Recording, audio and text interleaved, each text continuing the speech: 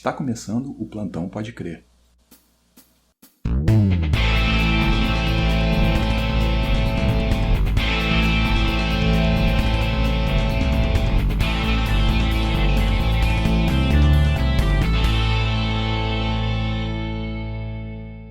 Hoje é dia 8 de abril de 2021. O STF decidiu sobre a constitucionalidade do Decreto Estadual 65.563/2021 de São Paulo e a DPF 811. Por que é relevante falarmos disso hoje, Lufa? Então, Aline, o governo de São Paulo emitiu esse decreto que proibia, abre aspas, cultos presenciais, fecha aspas. Foi um decreto emitido justamente no momento mais importante do calendário cristão. Foi antes do final de semana, onde nós comemoramos a Páscoa. Então, no meio da Semana Santa, você tem uma proibição da reunião presencial. E esse decreto foi derrubado por uma decisão liminar, feita pelo ministro Nunes Marques, do STF. E hoje, como você já comentou, houve essa decisão aí do plenário do STF. Então, houve uma votação ali dos 11 ministros. Por 9-2, foi decidido que esse decreto não fere a garantia da liberdade religiosa que a Constituição garante a todo cidadão brasileiro. Então, basicamente, o STF está abrindo um precedente para que outros estados, municípios, por exemplo, queiram adotar essa mesma medida, proibir cultos. Ele está dizendo, então, que é legal, é constitucional, isso pode ser feito, correto? Exatamente. Inclusive, a DPF 811, que é uma arguição de descumprimento de preceito fundamental, um questionamento específico feito pelo Partido Social Democrático, PSD, arguindo o STF a respeito desse ataque a um direito fundamental. E o STF disse que não. Disse que você proibir cultos presenciais não fere a liberdade religiosa. Uma proibição que não fere a liberdade é meio estranho, né? Não precisa ser advogado para achar isso estranho, né? É exatamente o que está acontecendo aqui. Um absurdo. A nossa missão aqui no Pode Crer é analisar os fatos à luz da palavra de Deus. Então, biblicamente, qual deve ser o nosso papel diante de ordens que são conflitantes com o que a palavra de Deus diz? Tem uma decisão do alto escalão da justiça do nosso país dizendo que você não tem direito a cultuar.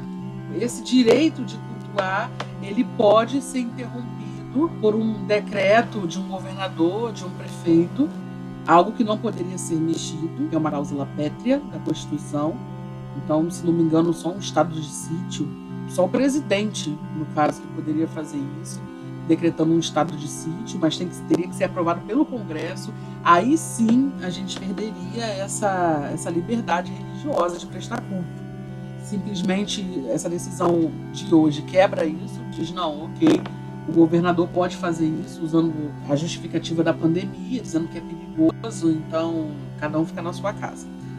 Como que nós cristãos olhamos isso e qual a nossa atitude diante disso?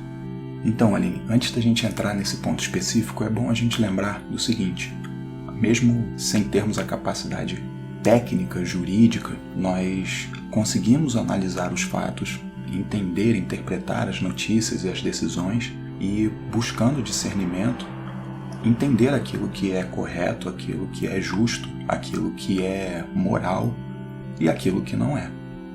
A respeito do Supremo Tribunal Federal, infelizmente, o que a gente está vivendo nos últimos tempos é aquele efeito pé na porta. Para quem não conhece o efeito pé na porta, é basicamente ali o núcleo de toda a negociação que você faz no final da feira, quando você chega ali na xepa e começa a negociar os preços. O que significa esse efeito pé na porta? É você abrir mão de um pequeno direito e de uma pequena liberdade. Fizeram uma experiência de pedir para colocar uma placa gigante, vamos dizer assim, de uns 3 metros de altura e largura, no quintal de algumas pessoas. Ninguém deixava. Não, botar uma placa gigante aqui? Não vou permitir isso, não.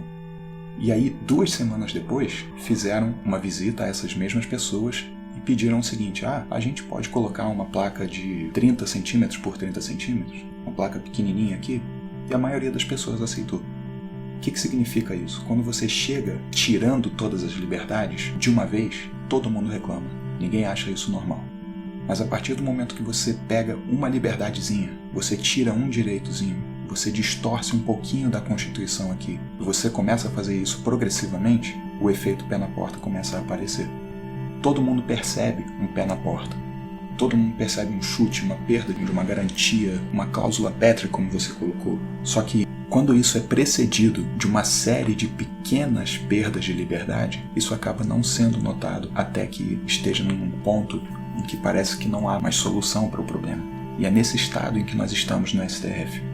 Ao longo de décadas, esses 11 ministros têm tomado diversas atitudes que vão contra o espírito da Constituição Federal, que eles deveriam ser os defensores.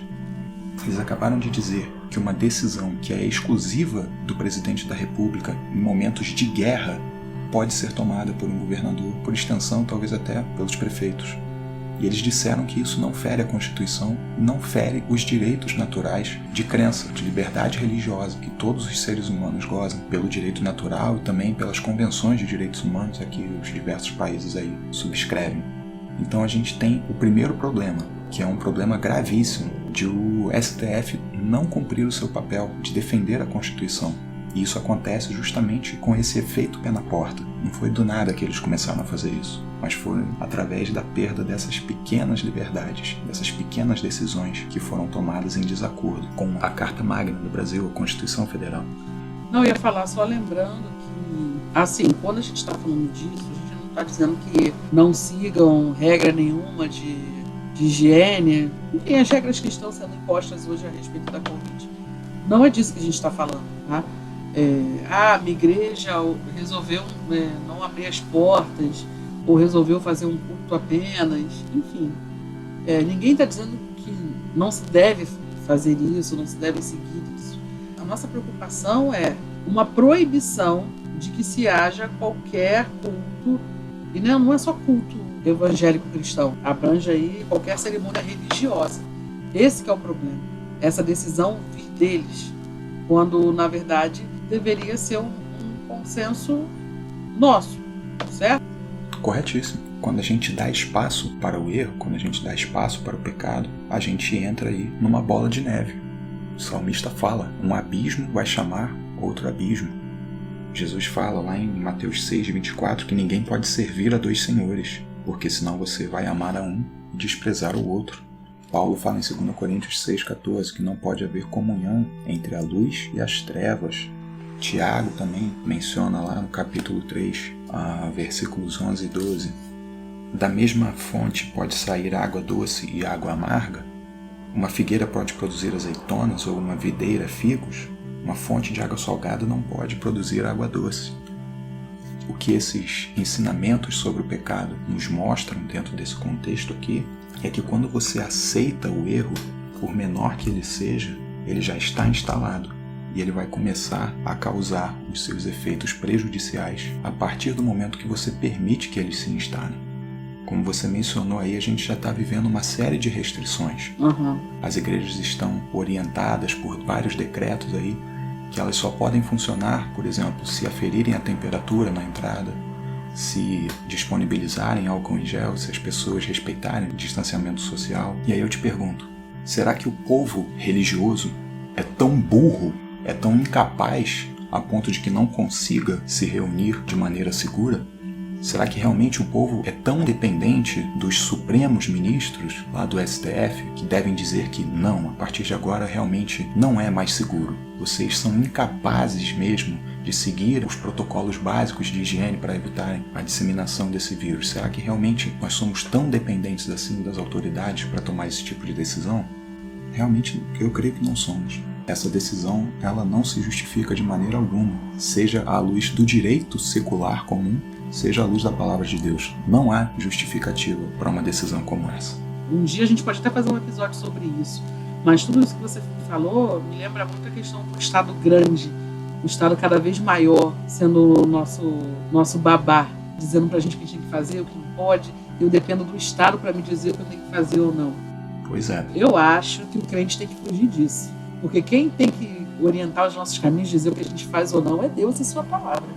Eu acho. A Bíblia, ela te aconselha a Bíblia ela te orienta a pedir conselhos com pessoas sábias, com pessoas que também buscam orientação na Bíblia. Paulo diz: sede meus imitadores como eu sou de Cristo. Então você é orientado a imitar padrões, buscar padrões bíblicos, né? Buscar o padrão para se tornar cada vez mais parecido com Cristo e não com o Estado e com o que o Estado diz para você. Mas enfim, é para outro episódio. Isso aí, eu tenho a minha teoria sobre o Estado grande dentro da Bíblia, mas a gente fala sobre isso em outro episódio, então.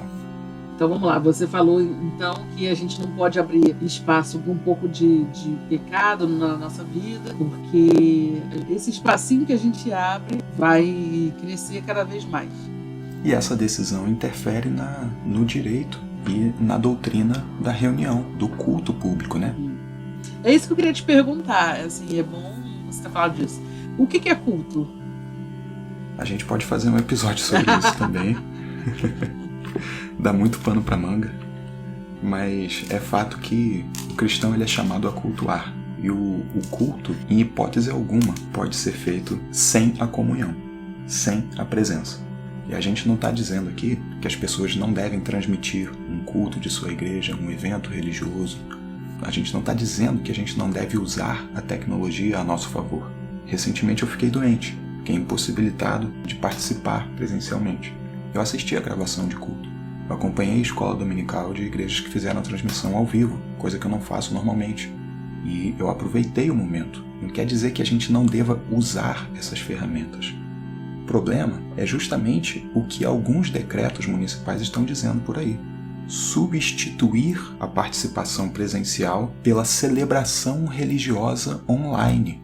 Gente, vamos deixar isso claro aqui, mesmo sem a gente fazer um episódio inteiro sobre isso. Não existe culto online. Ponto final. Não é substitutivo para sempre. É uma situação que é provisória.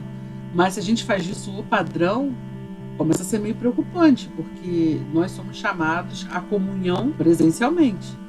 Exatamente. O autor, quando ele escreve aos Hebreus, ele é muito claro ao dizer o seguinte: não deixemos de reunirmos como igreja, segundo o costume de alguns. Procuremos encorajar-nos uns aos outros, ainda mais quando vocês veem que se aproxima o dia. Se você passou pelo ano de 2020 e não percebeu que o dia do Senhor está chegando, está mais próximo, abra os olhos urgentemente. A Bíblia chama o cristão a se reunir com os outros, a não abandonar a congregação, a reunião, tanto mais quanto o dia se aproxima. E, assim, engraçado, né, curioso, que é o momento que a gente deveria estar mais se incentivando a participar do culto, justamente nesse momento que a gente está vendo que a gente está vivendo aí os últimos dias, a gente deveria estar se incentivando um ao outro. É o momento que mais tem causado medo e pânico e proibições de se reunir presencialmente. Então é bom a gente ficar ligado nisso, sobre a questão do medo, porque as pessoas têm ficado nesse momento aterrorizadas mesmo. Medo de ir para a igreja, medo de congregar, medo de pegar uma doença, enfim. Isso tem atacado muito. Então, algumas pessoas, por medo, acabam defendendo esse tipo de decisão. A ordem dada por Deus, de forma negativa, mais frequente, é justamente não temas. Como nós falhamos nisso, né? Quantas vezes nós deixamos o medo tomar conta de nós, esquecemos que temos um Deus, Criador, soberano, que está no controle de todas as coisas. Nós não precisamos temer, como a música diz, porque Jesus Cristo vive. E muitas vezes a gente vê a própria igreja, aqueles que se dizem igreja pelo menos, né, coniventes com esse tipo de coisa, tranquilos com uma proibição de uma doutrina clara, explicitada aí pelas Escrituras Sagradas, em diversas passagens. Vou ler aqui uma para vocês. Salmos 122, 1, famoso. Alegrei-me com os que me disseram, vamos à casa do Senhor. Nós temos também passagem de Atos 2, 42 ao 47, vai dizer assim: eles se dedicavam ao ensino dos apóstolos e à comunhão, ao partir do pão e às orações. Todos estavam cheios de temor e muitas maravilhas e sinais eram feitos pelos apóstolos. Os que criam mantinham-se unidos e tinham tudo em comum. vendendo suas propriedades e bens, distribuíam a cada um conforme a sua necessidade. Todos os dias continuavam a reunir-se no pátio do templo, partiam pão em casa e juntos participavam das refeições com alegria e sinceridade de coração, louvando a Deus e tendo a simpatia de todo o povo. E o Senhor lhes acrescentava diariamente aos que iam sendo salvos. Então a gente vê aqui que eles estão juntos, se reunindo, congregando.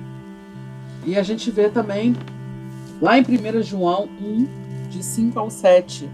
Esta é a mensagem que dele ouvimos e transmitimos a vocês.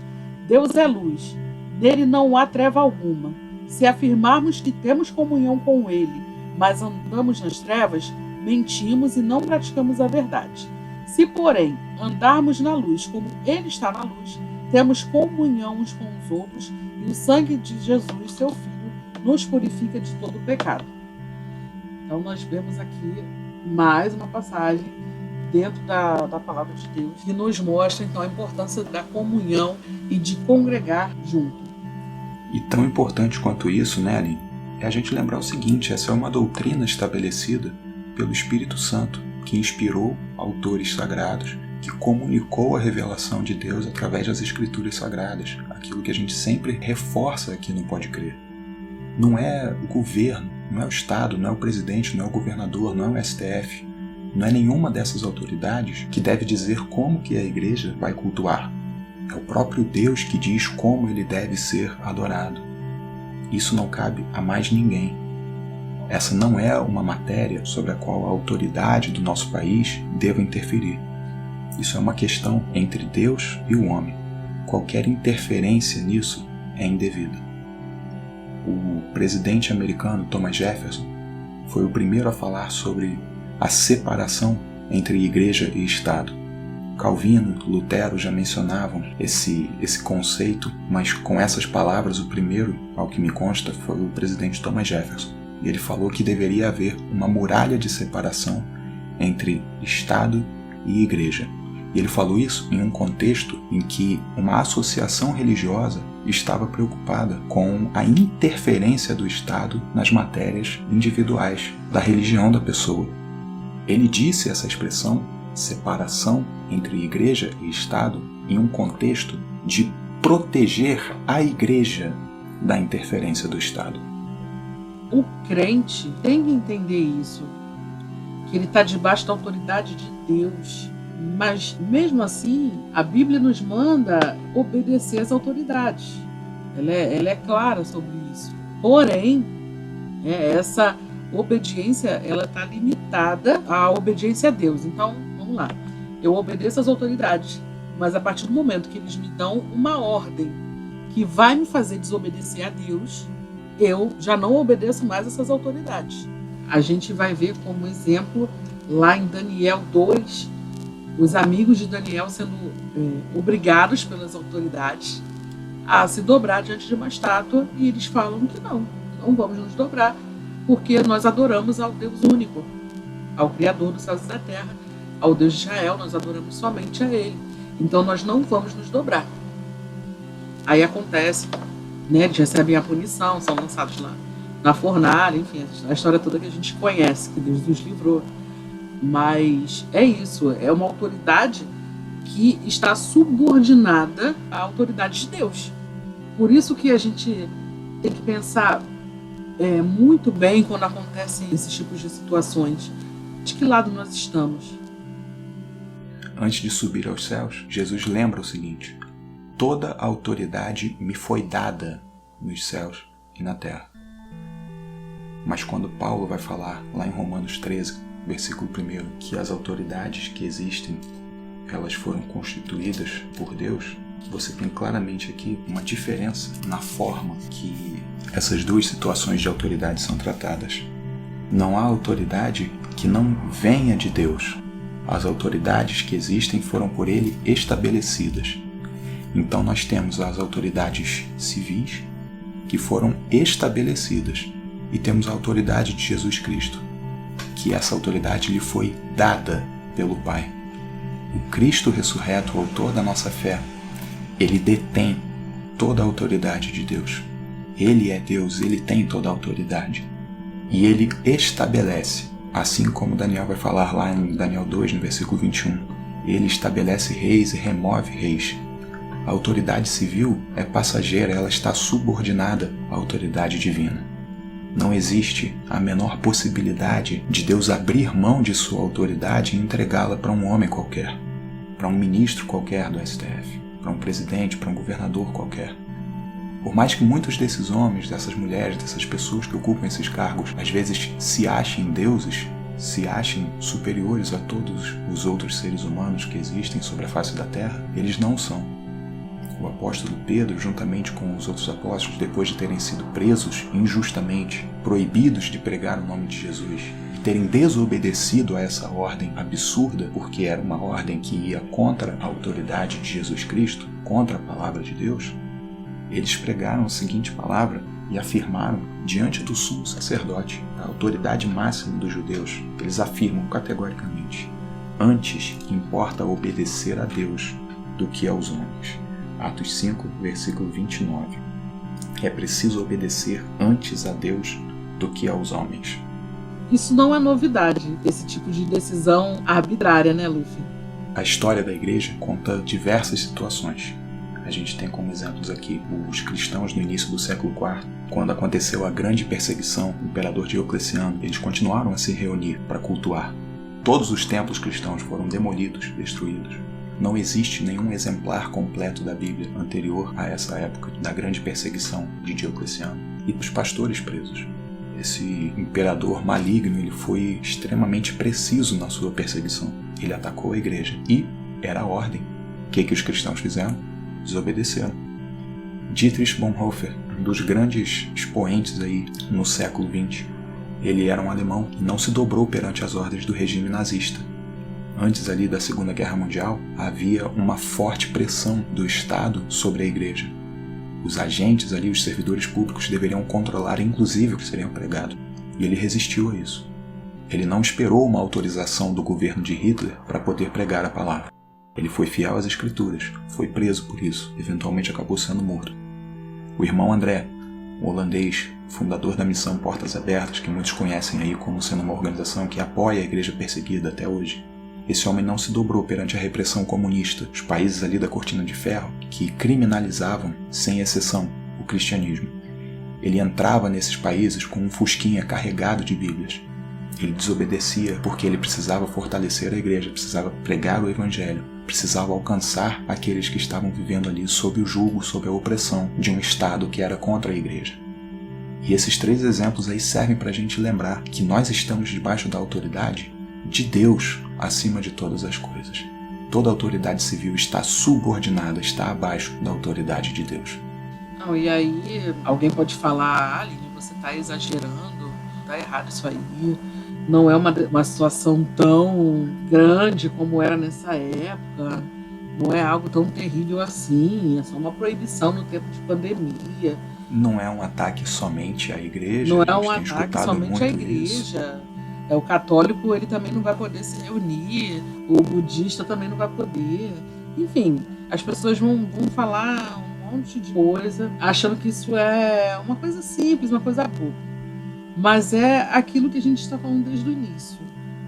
Pequenas sutilezas mesmo. Pequenas coisinhas que a gente vai deixando passar e quando a gente vê, virou uma bola de neve.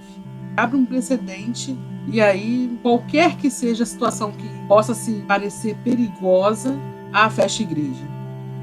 Se perigo fosse empecilho para cultuar, não tinha igreja no Rio de Janeiro. Pois é, gente. A gente mora no Rio de Janeiro, pelo amor de Deus. Não tinha mesmo, assim. Enfim, a gente tem que estar atento a essas... Proíbe um pouquinho aqui, proíbe um pouquinho lá, daqui a pouco está tudo proibido. É por isso que a gente entrou em plantão hoje para conversar sobre esse assunto, porque a gente achou que era importante não deixar passar. Isso aqui é um alerta para você. É um alerta para você vigiar, para você ficar atento e lembrar sempre que a autoridade principal ela vem de Deus e que culto é ordenança, é algo que Deus ordenou que a gente fizesse em comunhão e como o Luffy já falou aqui, Ele determina como quer ser adorado e nós devemos obedecê-lo, reconhecendo a sua soberania sobre qualquer coisa, inclusive sobre o Estado. Nós achamos muitas vezes que Deus é um Deus gracioso, então a gente pode fazer o que quiser. A gente deve ter muito cuidado. Terrível coisa é cair nas mãos do Deus vivo. O autor dos Hebreus traz mais essa advertência. Terrível coisa é desobedecer a Deus. Terrível coisa é você achar mais importante obedecer a homens do que obedecer a Deus. Devemos ter muito cuidado com isso. O culto não é uma permissão das autoridades humanas. O culto é uma ordem dada pelo Deus vivo. Terrível coisa é cair nas mãos dele. Não podemos dar mais importância a homens do que a Deus. Segunda carta a Timóteo 3,12 diz assim: todos que querem viver piedosamente em Jesus Cristo serão perseguidos. A Bíblia ela já aponta para a gente esse caminho de perseguição, proibições. Talvez porque a gente está no Brasil, e o Brasil sempre foi um país que nunca teve muito problema com isso, sempre teve muita liberdade, a gente não tenha se ligado em como isso é real. E agora a gente já está começando a perceber uns primeiros sinais, sendo que nós já fomos alertados sobre isso. A gente tem a certeza, então, se a gente quer viver piedosamente Jesus Cristo, buscando santificação, buscando entregar mesmo a nossa vida a Ele, a gente tem certeza da perseguição, mas também tem a certeza da vitória que nos é garantida pelo próprio Jesus Cristo. João 16,33, que nós já citamos aqui em outros episódios, no mundo teremos aflições, mas devemos ter bom ânimo, porque Jesus já venceu este mundo. E as portas do inferno elas não prevalecerão contra a igreja, o corpo de quem ele mesmo é o cabeça. Mateus 16:18. É isso aí. E então, para a gente não ficar só nas palavras, só na teoria, Luffy, o que a gente tem que fazer agora? Prática. Pois é. Em primeiro lugar, vamos nos encher do Espírito Santo, obedecendo ao mandamento de orar sem cessar. Amém. Orar sem cessar pessoalmente, em família, com a nossa igreja. Orar em todo o tempo, entregando ao Senhor as nossas súplicas, as nossas petições, os nossos clamores, pedindo perdão, arrependidos verdadeiramente dos nossos pecados, pedindo sabedoria, discernimento, para que nós saibamos como agir nesses tempos difíceis que a gente está vivendo. Independente se no seu estado, na sua cidade, no seu país, de repente, talvez a situação esteja melhor, talvez esteja até pior. Independente disso, o momento é um momento de oração, um momento de súplica, de clamor, de jejum, em favor de todos os homens de bem, das autoridades, da igreja, do corpo de Cristo. E nesse momento devemos também pregar o Evangelho. O Evangelho na armadura de Deus. Ele é aquilo com que nós calçamos os pés. É o que nos dá a prontidão para agir. A palavra de Deus é a espada. Ela não é uma arma de defesa, ela é uma arma de ataque. Pelo amor de Deus, gente, ataque espiritual apenas. Não vai dar espada. Vocês entendem isso. A espada, a palavra de Deus, ela é uma arma de ataque contra o mal. É por isso que Jesus fala, lá em Mateus 16, versículo 18, que as portas do inferno não prevalecerão contra a igreja. As portas do inferno não estão atacando a igreja, não, mas eles estão tentando resistir à igreja. Mas a igreja, ela vai prevalecer. A igreja vencerá o inferno. Então esse momento é um momento de nós nos prepararmos em oração, de termos a pregação do Evangelho como preparação, calçando aí os nossos pés e empunhando a espada de Deus, a palavra de Deus. Essa armadura que Paulo repete aí, que foi ensinada por Isaías lá no capítulo 58, 59, deve ser vestida e colocada em prática, como eu já falei, buscando sabedoria, buscando discernimento e a capacitação dada pelo Espírito Santo para que a gente entenda a palavra, caminhe conforme ela, iluminando aí o nosso caminho nesses dias difíceis que a gente tem vivido. Então, meus irmãos, momento de muita oração, momento de muita busca. Lembrem-se sempre disso. A autoridade que existe na terra foi estabelecida. É uma concessão que Deus fez, mas ela não é absoluta e ela jamais pode ser colocada em um nível de importância mais alto do que o nosso Deus. seja com relação ao culto, como nós estamos tratando aqui, ou qualquer outra coisa. Antes importa obedecer a Deus do que aos homens. E Luffy, lembrando também, nós devemos estar em oração por essa pandemia, pelas vítimas dessa pandemia. Com certeza. Tanto as vitimadas fisicamente como as vitimadas financeiramente. Pois é. Tem muita gente sofrendo agora e de maneira alguma a gente ignora isso. Então vamos orar também por essas pessoas, orar também para que Deus tire o temor de quem não quer mais voltar a congregar, que tire do coração daquelas pessoas que já tinham, antes da pandemia mesmo, um desejo de se afastar e que a pandemia acabou sendo um gatilho para que essa pessoa se afastasse.